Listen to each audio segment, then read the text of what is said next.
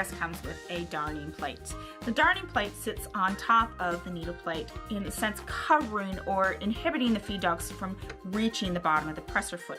You'll notice on the front of the darning plate you have the word front. That indicates that that position is towards you when you place it in place. On the back side, you'll find that there are 3 pins. These pins fit in the 3 holes located on the needle plate. Simply align the pins with the holes and you're going to press down to put the darning plate in place. Now, when the darning plate is in place, when I sew, the feed dogs, as you can see, cannot come to meet the bottom of the presser foot. This would be used in techniques such as attaching a button or free motion sewing.